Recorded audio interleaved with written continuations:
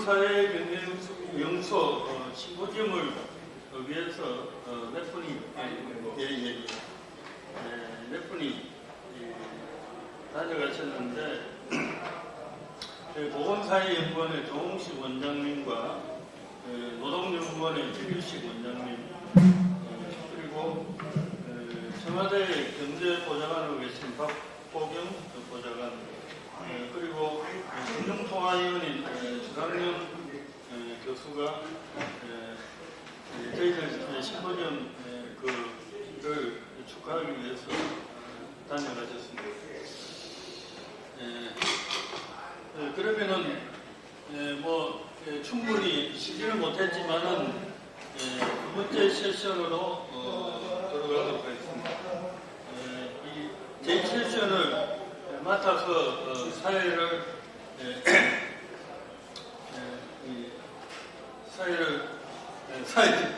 보실 분은 본 연구소 소장님이신 장태진 교수님께서 사회를 맡도록 하겠습니다. 그러면 사회자에게 진행을 넘기도록 하겠습니다. 예, 안녕하세요. 앉아서 하겠습니다. 제2세션의 사회를 맡을 서울사회경제연구소 소장 장세희입니다. 이 세션에서는 먼저 두 개의 발표를 하고 그 뒤에 종합토론으로 들어가게 됩니다. 첫 번째 발표는 김혜원 교수가 초고령사회와 중고령자 고용정책, 임금보험제도라는 것 외에 고령사회를 진입하는 여러 가지 고용정책에 대해서 발표해 주시고, 두 번째 발표자로는 충남대 정세은 교수가 코로나 이후의 복지와 재정이라고 해서 최근에 3차에 걸친 출연, 그 다음에 한국형 뉴딜 정책 등에 대해서 장기적으로 재정과 복지를 어떻게 조화시킬 수 있는가라는 방안에 대해서 말씀하신 뒤에 그 뒤에 2030년 비전과 경제정책이다라는 주제로 발표자 5인과 곽정수 한겨레신문 논설위원, 홍두선 기재부의 장기전략국 국장 이렇게 7분을 모시고 종합토론의 형태로 진행되겠습니다. 먼저 첫 번째 발표를 맡아주실 교원대 김혜원 교수를 소개해드립니다. 그리고 그 토론을 맡아주실 한양대 하준경 교수님 옆에 나와 계십니다. 그럼 먼저 발표해 주시죠.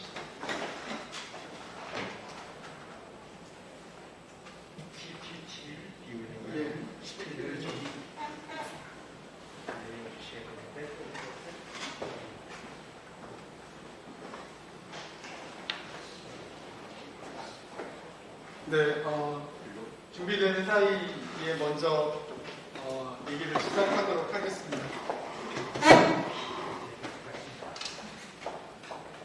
15분 정도 하면 예. 고맙습니다. 제목을 초고령 사회라고 하는 이름을 달았는데요.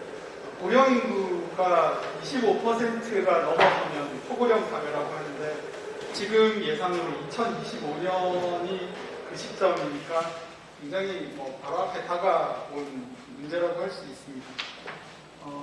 2000년대 초반부터 저출산 고령사회 정책을 펼치면서 사실은 초고령 사회가 오기 25년 전부터 우리 정부와 사회가 준비를 했습니다만 출산율 반등의 정책 목표는 일단 실패한 것 같습니다.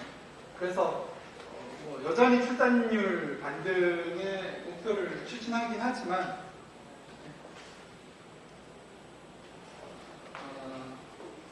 저는 이제 인구 부양비의 그 부양 부담을 좀 낮출 수 있는 실질적인 방안으로 같이 고민해야 된다고 생각하고요. 실질 부양비라는 게 이제 형식 부양비가 생산 가능 인구 대비 비생산 가능 인구라고 하면 거기다가 경제활동 참가율을 곱한 것을 실질 부양비라고 불러본다면 우리가 많이 활용하고 있지 않은 것들을 활용할 필요가 있습니다. 그 중에서 저는 이제 중고령자 인력에 좀 더 초점을 맞추려고 하는데요. 제가 이제 중고령자가 되었다고 하는 것도 그 전까지는 이제 저희 딸 때문에 여성 고용 연구를 많이 했는데 현재는 저 중고령 연구도 좀 많이 하려고 합니다. 거기 그런 문제도 있고요. 그리고 사실은 우리나라 평균 퇴직 연령이 자기 생애에서 가장 주된 일자리에서 몇 살에 퇴직하십니까? 라고 경제활동 인구 부가조사에서 고령층 대상으로 물어보는데 그 연령이 50세로 나옵니다. 49.4세 이렇게 나옵니다. 그러니까 4, 5점 이라는 얘기가 통계로 확인되는 거죠. 그리고 우리나라의 완전히 은퇴하는 연령을 계산을 해보면 여기서 완전 은퇴라고 하는 것을 평균을 어떻게 잡냐면 절반이 완전히 노동시장에서 빠지는 겁니다. 그게 70세입니다. 그러니까 평균적인 우리 중고령자가 20년의 생활을 생애 주된 일자리로부터 퇴직하고 다른 일자리들, 좀 더 어려운 일자리들을 사실은 거치고 있는데요. 40대에서 50대로 넘어가면서 사실은 중위소득이 250만 원에서 200만 원으로 50만 원이 떨어집니다. 평균이 그 정도 떨어지는데 이 평균은 계속 재직하고 있는 사람과 밀려나는 사람, 그러니까 그만두는 사람이 포함된 통계인데요. 평균 근속 연수가 6.7년에서 7.9년 늘어나니까 40대에서 50대면 10년 차이가 나는데 근속기간은 1.몇 년밖에 안 늘어나니까 상당수가 근속기간 0년으로 떨어진다는 얘기예요. 그래서 그리고 이제 통계에 보면 10년 전에 조기 퇴직자가 30만 명이었는데 지금 60만 명으로 중고령자에 대한 구조조정이 굉장히 늘어나고 우리가 이걸 이제 대기업의 상시적인 구조조정이 계속되고 있다고 표현을 하는데 이런 일들이 굉장히 일상화되었습니다. 그래서 저는 50세 이후에 퇴직할 때 평균으로 본 거는 사실 조금 의미가 조금 자세히 보지 못하는 거고 50세 이후에 퇴직하는 사람들이 어떻게 재취업하는지 이 문제에 좀 더 그러니까 넷 플로우가 아니라 에버리지 플로우가 아니라 그 아래서 움직이는 진짜 퇴직하는 사람들, 재직하는 사람들을 제외한 퇴직하는 사람들의 모습이 어떤지 특히 재취업할 때 임금이 어떻게 변하는지를 좀 보고 싶고요. 제 포인트는 우리나라가 아까 말씀드린 대로 70세에 은퇴를 한다는 얘기는 양적으로 활동적 고령화는 굉장히 잘 진행되는 나라입니다.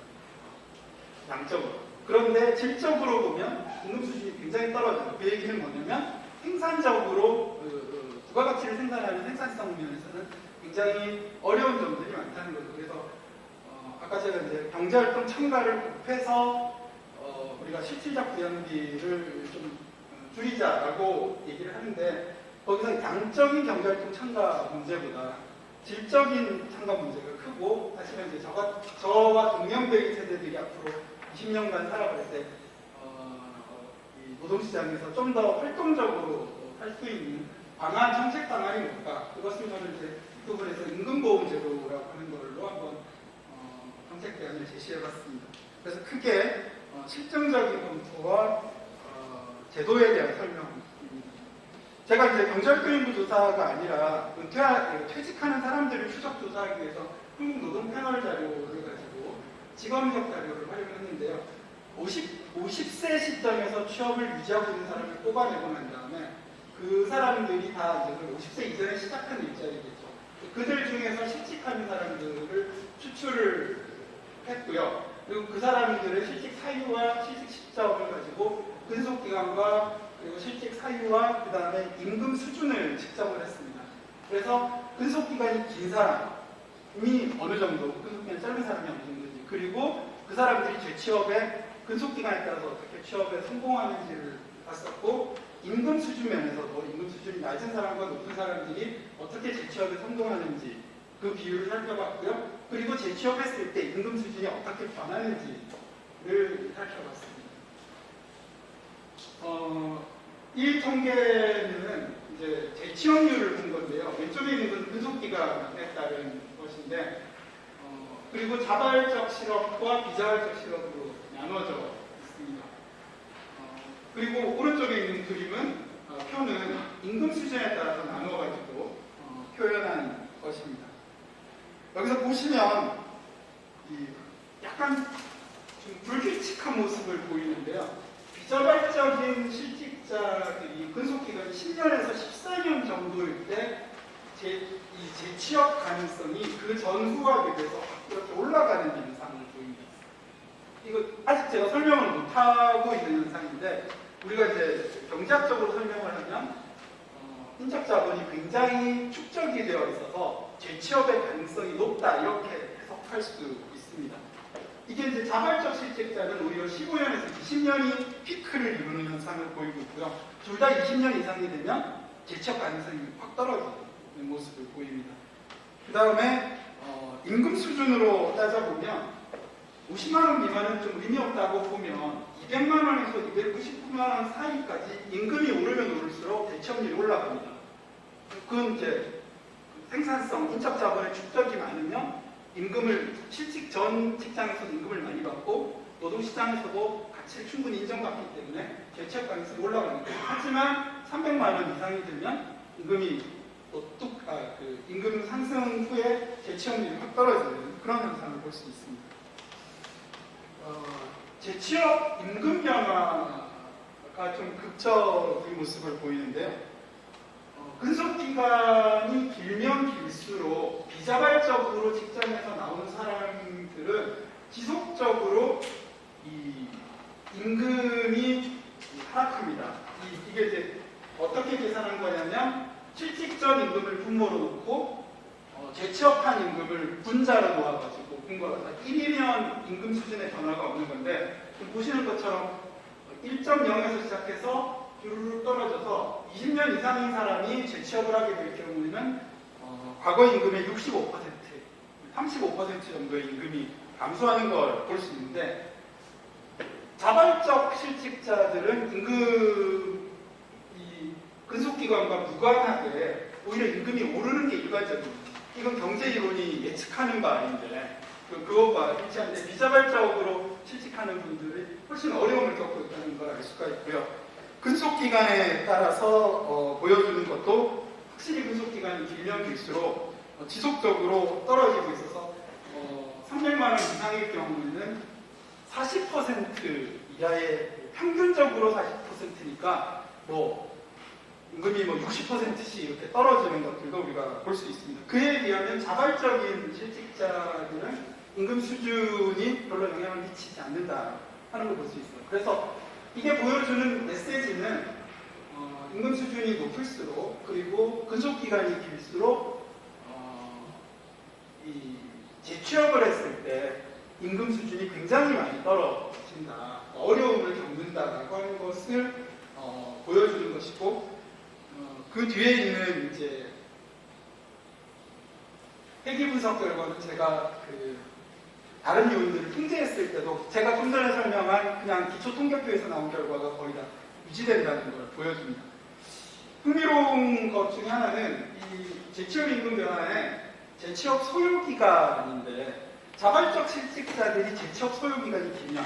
나는 이제 자발적으로 직장 옮길 거야 하고 50세 이후에 나왔어요. 그런데 새로운 직장을 찾는 게 시간이 오래 걸리면 임금이 떨어지는데 비자발적 실직자들은 그렇게 떨어지는 모습이 보이지 않아요. 이게 또 무슨 의미인지 좀 생각해 볼 만한 여지가 있다고 생각합니다. 그래서 이 50세 이상의 근로자가 우리나라처럼 연령차별이 좀 심각한 사회에서 새로운 직장을 구하기가 쉽지 않고 특히나 비자발적으로 퇴직한 사람들이 임금 하락이 굉장히 크다. 20년 근속일 경우에는 30%, 40%씩 임금이 떨어지는 이런 충격에 대한 어떤 대응이 필요하다라고 하는 점에 좀 착안을 했고요. 그런 재취업 임금의 하락이라고 하는 것은 일종의 우리가 불이 나든지 병이 나든지 사고를 당했을 때 뭔가 맞는 리스크랑 비슷하다. 그런 리스크에 대해서 우리가 보험이 있다면 우리가 알고 있는 경제 이론에 따르면 보험은 웰페어를 증가시키는. 그래서 그것과 굉장히 유사한 것이 실업보험인데 실업보험은 소득이 제로로 떨어지는 것에 대한 리스크를 보장해주는 왜 제로로 떨어지는 것만 보장해줄까? 뭐 절반으로 떨어지는 건 보장해주면 안 되나? 그건 효율성을 증가시키지 않나? 라고 하는 질문을 충분히 할 수 있고 저는 그것이 이론적 근거가 충분히 있다고 생각합니다. 그런데 실제로 이 임금보험과 실업보험 중에서 광범위하게 채택된 것은 실업보험이고 임금보험은 실제로 많이 이용된 적이 없어요. 그 이유를 라롱의 논문에서는 유럽 같은 경우에는 산업별 노조, 선별 노조의 힘에 의해서 임금 압축, 웨이지 컴프레션이 작용하고 있기 때문에 동일 산업 내에서 이동했을 때 임금 차가 별로 없다는 겁니다. 그래서 웨이지 로스가 별로 재취업을 했을 때 없다는 거죠. 그 기간만 보장해주면 된다는 거고 미국과 같은 경우는 라롱의 얘기는 기업별 노조가 작동하기 때문에 기업별 임금 차가 크기 때문에 기업을 옮기게 되면 웨이지 로스가 상당 부분 있다라고 하는 건데 우리 같은 호봉제 사회에 살고 있는 그리고 직무급인 미국을 비교해 보면 우리 입장에서는 미국은 굉장히 웨이지 로스가 적은 나라로 예상이 되는 거죠. 그래서 미국에서 굉장히 이걸 심각하게 많이 논의하고 고민해 왔는데 한국의 필요성은 호봉제 임금 체계와 연령 차별과 또 이런 굉장한 비자발적인 시스템이 늘고 있는 점 그리고 고령 인력에 대한 뭔가 액티베이션이 굉장히 필요하다는 점을 생각할 때 뭐 유럽과 미국과 한국을 비교해 보면 한국이 가장 실제 이 정책의 필요성이 강한 것이 아닌가라고 하는 생각이고요.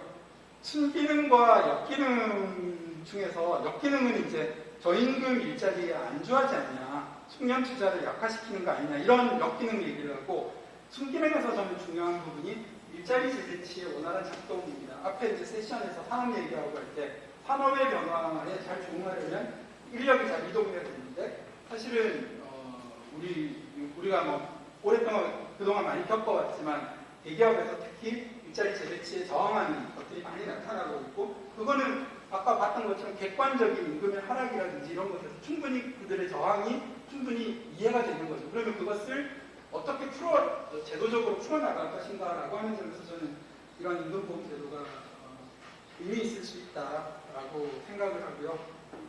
인적 자본 축적을 저는 촉진하는 효과가 있다라고 생각합니다.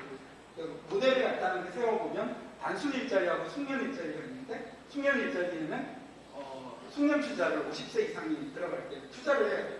코스트가 되는데 이 웨이지의 성과는 불확실한 경우에 이런 임금보험제도의 이 지원이 숙련 일자리를 도전할 수 있는 기회를 제공한다는 점에서 효율성 효과도 단지 리스크에 대한 어떤 보상으로 인한 웰페어 증가뿐만이 아니라 이피션시의 증가에도 작동할 수 있는 여지가 있다고 생각을 합니다.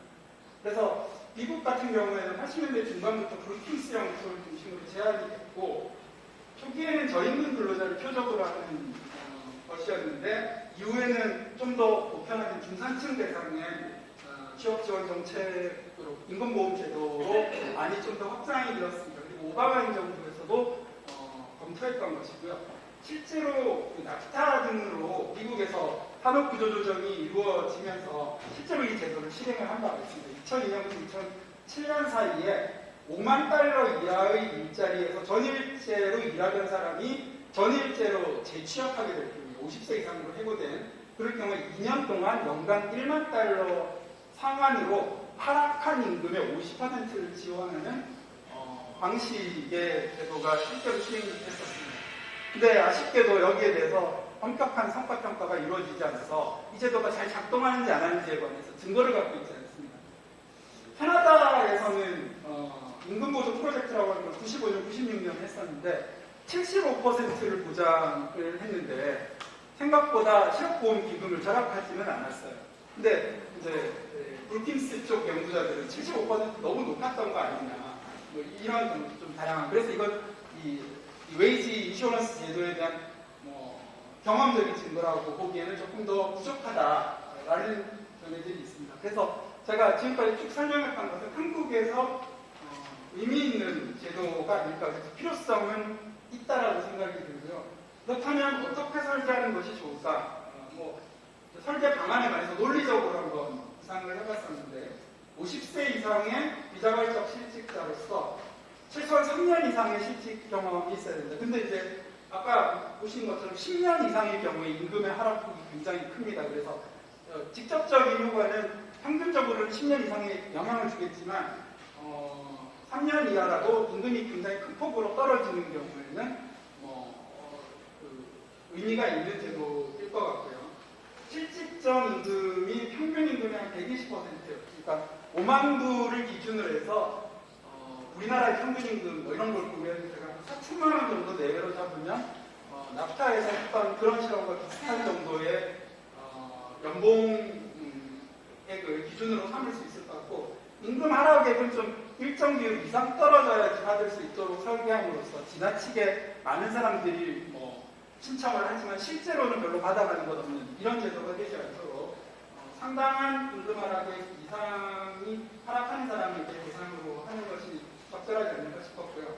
제가 설계를 하면서 좀 고민했던 거는 미국 같은 경우에는 800만 원, 우리식으로 하면 800만 원 상한의 임금 하락분의 50%라는 기준을 했는데 이 방식이 지나치게 저임금 일자리를 받아들였을 때 보상하는 액수가 큽니다.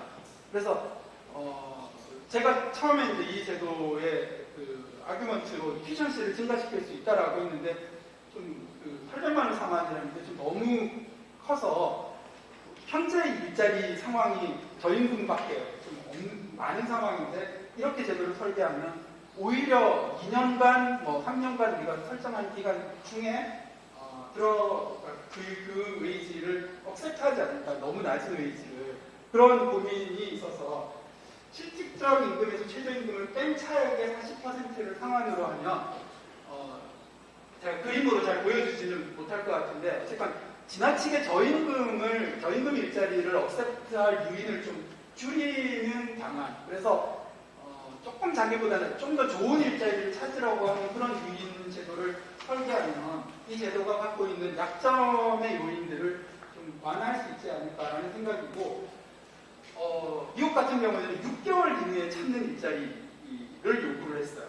실직하고 6개월 만에 일자리를 찾아야 된다고 했는데 아까 제가 이제 재취업 기간 측면에서 자발적 실직자는 재취업 기간이 길면 길수록 임금이 계속 떨어지지만 비자발적 실직자들은 영향이 별로 없었어요. 그래서 저는 좀 충분한 시간을 가지고 좋은 일자리를 구직할 수 있는 훈련도 받고 그럴 수 있는 방안이 필요하지 않을까. 최소한 1년, 2년 정도의 기간 조절을 줄 수 있다고 생각하고 있습니다. 그것의 실증적인 근거를 좀 더 찾아보려고 했고 일단 간단하게 비자발적인 실직 기간이 웨이지에 큰 영향을 주지 않기 때문에 오히려 좋은 일자리를 구하려는 노력이 중요한 것 아닌가라는 생각을 가지고 있습니다. 제 오늘 논의에서 사실은 지금 정부에서 제일 많이 고민하고 있는 거는 이미 생애 주된 일자리에 있는 사람들이 계속 그 일자리 일하도록 하는 방안에 대해서 고민하고 있어요. 몇 년 전에 정년 연장을 했던 것도 사실 유사한 추세인데 저는 그것이 그런 사람들이 갖고 있는 약간 헤게모니 내지는 언론이나 이런 거를 장악하는 힘에 있다고 보고 사실은 더 중요한 사람들은 비자발적으로 밀려나는 분들이고 그들의 피해가 훨씬 더 크다는 생각이 들어서 서비스 중심으로 많이 지금 50세 이상 비자발적으로 퇴직하는 사람들에 대한 제도들이 많이 있는데 저는 웨이지 인슈어런스 제도와 그런 것들이 결합한다면 굉장히 의미 있는 것이 될 거라고 생각합니다. 이상으로 제가 발표를 마치겠습니다. 감사합니다. 예, 고맙습니다. 토론 해주시죠. 네, 빨리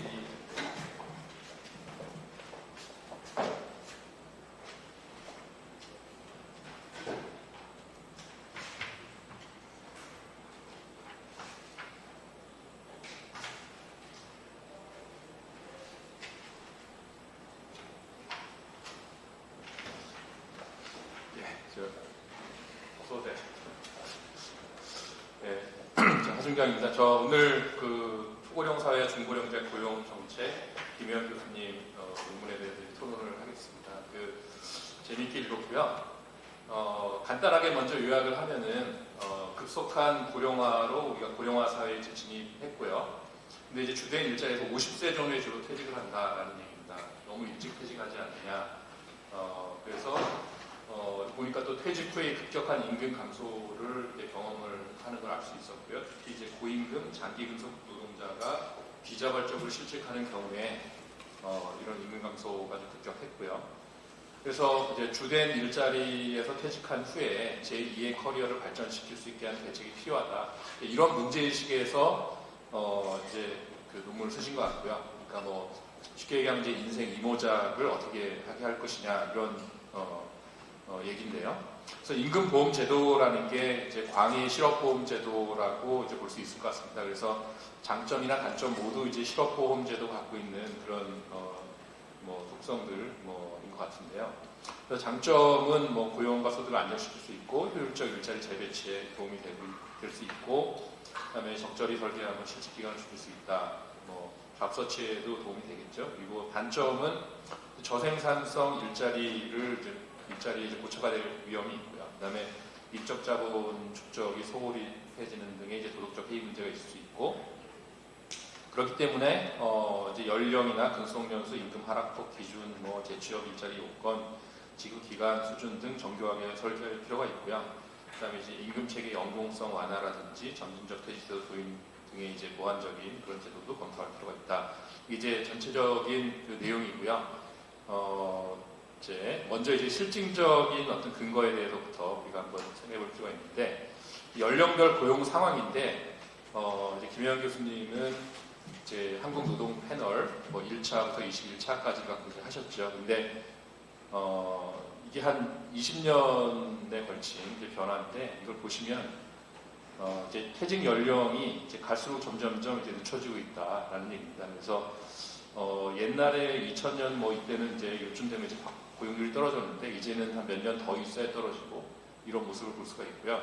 그래서 여기서 이제 50세 전후에서 이렇게 볼 때 다 합쳐서 이제 뭐 패널 같은 걸로 보신 것 같은데, 만약에 이제 그 코호트를 보면 이제 좀 달라질 수 있다. 그래서 과거보다 이게 높아지고 있을 가능성이 있고, 임금 피크제 같은 게 있고요. 그다음에 사회적 관행도 이제 변화를 했습니다. 제가 예전에 연구원에 있을 때는 48세 정도 되면 다 밖으로 나가야 되는 분위기였는데, 지금은 48세면 거기서 제일 주니어 이제 취급을 받고 있고, 뭐 60이 돼도 잘 안 나가는 이런 이제 분위기. 10년 사이에 분위기가 확 바뀌었다는 얘기죠. 그래서 지금의 50대는 과거의 50대가 다르다라는 얘기를 좀 하고 싶고요. 그래서 임금 근로자 비율 같은 것도 보시면요, 이 50이 이게 이제 50세에서 55세 이제 5살 단위로 했는데, 보시면 아시겠지만 훨씬 임금 이 코호트 중에 임금 근로자 비율이 높아졌습니다. 그러니까 이분들이 이제 안 나가고 이제 버티고 있습니다. 그리고 비임금 근로자도 보시면 이제 주로 이제 자영업 이쪽인데요.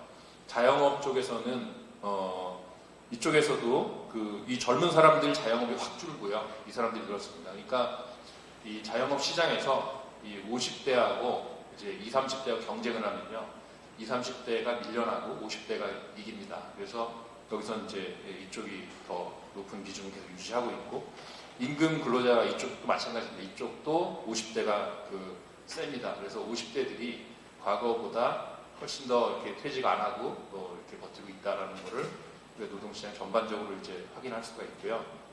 이제 그럼에도 불구하고 이제 40대 고용 문제는 심각하다는 게 이제 최근 수치에서 나오고 있습니다. 그러니까 여러 가지 고용률이나 뭐 고용의 이제 양과 질 이런 모든 측면에서 40대 후반 그리고 3, 40대도 그러니까 3, 40대 전체적으로 하여튼 좀 쉽지가 않습니다, 요즘에. 그래서 이게 이제 제조 구조조정과 관련이 되고요.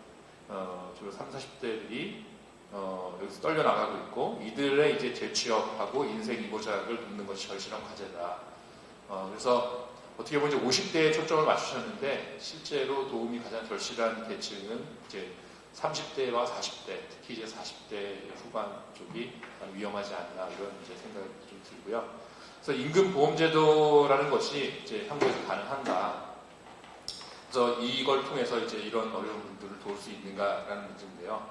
실업보험의 연장선상에서 우리가 논의해 볼 수는 있습니다. 그러니까 지금 재취업이라는 게 어떻게 보면은 굉장히 그 질이 낮은 일자리로 가는 경우가 많고 이거는 사실상의 실업과 뭐 큰 차이가 없는 경우도 있을 수 있기 때문에 실업보험의 연장선상에서 논의해 볼 수 있고 근데 역시 문제는 누가 부담할 것인가라는 겁니다. 이 돈을 이제 수혜를 보는 사람들이 평소에 낸 걸로 뭐 받으면 큰 문제가 없을 텐데 이제 다른 계층이 이들을 보조하는 결과가 될 때는 굉장히 문제가 이제 생깁니다. 그러니까 가장 큰 수혜자는 역시 이제 고소득, 장기근속, 비자발적 50대 퇴직자가 될 텐데 뭐 고소득은 아주 고소득은 아니고 그냥 뭐 한 4, 5천 정도 되는 이런 분들이겠죠. 근데 그 밑에 있는 사람들이 세금을 내서 이 사람들을 보조하는 결과가 될 때는 이제 어떤 합의가 곤란한 문제가 생기지 않겠느냐. 그리고 저소득, 비정규직, 그다음에 뭐 유연성이 높은 부문의 노동자들은 애초에 이 임금보험의 대상이 되기도 어려운 그런 측면이 있고요. 그리고 이 사람들하고 또 이런 정규직 출신들하고 격차가 오랫동안 지속이 될 수 있다. 노인이 돼서도 다 이 격차가 사라지지 않고 이제 오래될 수 있다는 그런 문제도 있을 수 있고 그래서 50대에 퇴직한 다음에 좋은 일자리를 찾아야 된다. 이게 이제 좀 중요한 문제 의식인데 이게 가능하려면 30, 40대부터 재교육을 할 필요가 있지 않는가 그런 생각이 좀 들고요. 그리고 우리가 이제 만약에 여기 재정을 투입을 해야 된다 그러면은 40대 재교육에 많이 써야 되느냐 아니면 50대의 임금 보전에 많이 써야 되느냐 이런 거에 대해서 우리가 좀 생각해 볼 필요가 있고 여기서 이제 적절한 배분 같은 거를 좀 도출할 필요가 있을 것 같고요. 그 다음에 이제 이 제도를 한다고 했을 때 이제 역시 뭐 여러 가지 또 어떤 현실적인 문제들이 있죠. 우리나라에는 아무리 좋은 제도가 들어와도 다 이거를 규정하는 게 있기 때문에 그러니까 비자발성의 증명 문제. 그러니까 뭐 제 주위에서도 실업보험금을 타기 위해서 이걸 잘라달라 이렇게 해서 서로 뭐 그래 그럼 잘라줄게 해서 잘라주는 그러니까 자발적 퇴직인데 비자발적인 걸로 포장하는 경우가 많고요. 근데 이게 이제 어떤 스테이크가 굉장히 크다 그러면은 더 그런 게 이제 커질 가능성이 있고 그다음에 임금의 연령별 프로파일을 민간이 조정할 가능성이 있습니다. 그러니까 그래서 뭐 4천만 원이 이거의 이제 대상이다 그러면은 임금 피크제 같은 거랑 결합을 해서 뭐 퇴직하기 한 몇 년 전부터 조금씩 낮춰서 4천만 원에 딱 맞춰서 그때 잘라주고 4천만 원부터는 이제 또 임금보험을 그 다음부터 임금보험금 받고 이렇게 할 가능성도 있고요. 그 다음에 노인 일자리가 하향 평준화될 가능성이 있습니다. 그러니까 뭐 고숙련 쪽으로 이렇게 재취업을 하면 좋겠지만 저숙련으로 가서 나는 그냥 산책하면서 담배 공천한 주우면서 그냥 4천만 원 받을래 이렇게 하는 그런 사람도 있을 수 있고 그래서 하향 평준화 가능성도 없지 않고 그 다음에 임금이라는 게 또 실제 인적 자본하고 너무 무관하게 갈 경우에 이 뭐 수백만 이상 되는 이 인구가 자기 생산성이나 인적 자본하고 무관하게 임금을 잡고 받을 때 좀 어떨까 이게 지속성이 있을까라는 좀 문제가 있고요. 그 다음에 성과급이나 직무급 같은 걸로 이제 임금을 받는 경우에는 이게 좀 애매하지 않는가. 그러니까 이제 월급 명세에 보면은 성과급이 한 반 이상 되는 그런 경우들도 있거든요. 그럴 때는 임금 보험이라는 게 큰 의미가 없지 않나는 생각이 좀 들고요. 그래서 뭐 이런 뭐 디테일한 거는 어떻게 보면은 뭐 어떤 제도든지 다 있는 문제인데 이 임금보험에서도 역시 이거를 이제 해결해야 되는 과제가 있고요. 그래서 뭐 제 나름대로 뭐 제안이라면 제안이고요. 이제 고령화를 감안한 어떤 생애 주기 관점에서 인적자본 투자 정책이 필요하다. 그다음에 노후 대비가 굉장히 중요한 과제인데요. 여기에서 좀 많은 개선이 필요하다는 건데 생애 주기 관점에서 인적자본 투자 정책을 개선을 해야 되는데 이제 실업보험 외에 이제 지금 현재는 뭐 고용안정지원금 등등 여러 가지가 이제 임금 보조의 역할을 하고 있습니다. 그래서 이런 것들을 어떻게 좀 종합적으로 우리가 뭐 통폐합을 하든지 해서 모두를 위한 어떤 안전장치로 발전시키는 방법도 생각해 볼 수 있지 않은가. 그러면 사실상의 뭐 임금보험 비슷한 이런 또 기능을 할 수 있지 않나는 생각도 좀 있고요. 그 다음에 임금 피크제나 정년 연장에 대한 제한 이런 것들과의 관계에도 우리가 잘 생각해 봐야 될 것 같고 또 여기서 나오는 어떤 세대 간 갈등 문제는 저는 이거는 아주 심각할 수 있다. 그 자기에 따라서는요. 그래서 이 문제는 반드시 해결하고 넘어가야 된다 생각하고요. 그다음에 이 재교육하고 임금 보전을 일부 연계하는 방법도 있지 않나요? 뭐 이거 제 논문에서도 말씀하시는 것 같은데요.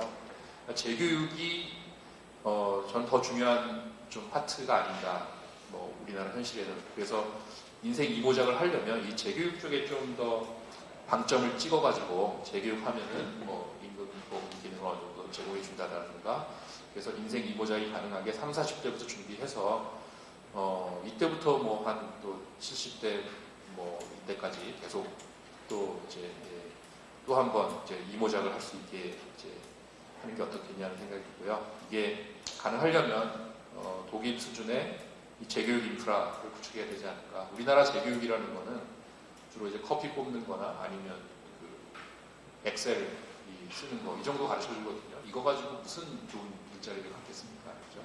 그러니까 독일처럼 뭐 이런 회사, 지자체 이런 데서 이렇게 체계적으로 해가지고 제대로 된 재교육 좀 직업 훈련을 시켜준다면 좀 낫지 않겠냐는 생각이 들고요. 그다음에 노후 대비 문제가 굉장히 중요합니다. 그러니까 여기서 사실 그 뭐 20년 이상 근속하고 뭐 300만 원 이상 받는 사람은 뭐 재취업을 잘 안 하게 되는 연금을 받으니까 당연히 그렇겠죠. 교수도 20년 이상 일하면 연금 주고 20년 아니면 연금 안 주지 않습니까? 그래서 20년이 이제 그런 노후 대책과 관련한 이런 문제가 있는 것 같고요. 그래서 어쨌든 지금은 재취업도 하나의 이제 옵션이지만 대부분은 이제 임대 사업자를 원하는 게 사실 현실입니다. 그래서 부동산 투기나 이런 지대축적 활동으로 이제 많이 가고 있고, 그래서 이거를 이제 보시면 연령별 부채 및 자산 보유액을 해봤는데요. 보시면 이제 여기 이제 뾰족 튀어나온 게 뭐냐면요, 60대가 이게 부채를 이렇게 많이 지고 있습니다. 과거에는 뭐 한 40대, 50대 여기서 이제 빚을 지고 그다음에 나이 들어가면서 갚아가면서 이렇게 이제 늙어가면서 빚을 다 갚고 이렇게 나가는 거거든요. 이게 정상적인 라이프 사이클이죠. 근데 요즘에는 60대가 빚을 많이 진다는 얘기고요. 이 빚을 져서 뭐 하시냐면 부동산들을 이렇게 많이 갖고 계시고, 그래서 60대는 빚내서 집 사라는 정책을 제일 잘 실현했고 그 정책의 수혜를 또 가장 많이 받으셨고요. 근데 이게 다 노후 대비 때문에 그런 겁니다. 그렇죠? 금융자산 같은 경우는 뭐 이쪽에 좀 50대 좀 많긴 하지만 어쨌든 부동산 쪽으로 해서 주로 노후 대비를 많이 한다. 이게 이제 스탁 중심의 노후 대비죠. 어떤 스탁 부동산이나 스탁을 쌓아서 이제 노후를 대비하겠다라는 건데, 근데 이게 모두 땅과 똑같은 방식으로 하니까 나중에 늙어서 나중에 뭐 80대 돼가지고 젊은 사람 별로 없을 때 임대료가 안 나오면 어떻게 하겠습니까? 그죠? 그래서 이 스톡 중심의 노후 대비는 굉장히 위험하고요. 그래서 이거 플로우 중심으로 전환할 필요가 있다. 그래서 이게 뭐 김영현 교수님의 문제의식하고 뭐 같다고 생각합니다. 그러니까 재취업을 잘하면 소득 플로우가 나오지 않습니다. 그래서 이게 이제 생산적 노후 대비라고 생각하고, 그래서 이런 이슈 전반에 대해서 뭐 재교육과 뭐 임금 보전이나 뭐 이런 적자부채 등등 이런 제도 전반에 대해서 활발한 사회적 논의가 필요하지 않나 이런 생각입니다. 감사합니다.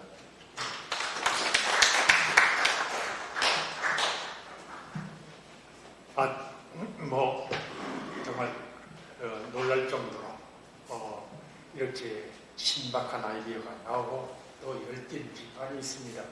50대에 집중할 수 있는 게 과연 맞느냐라는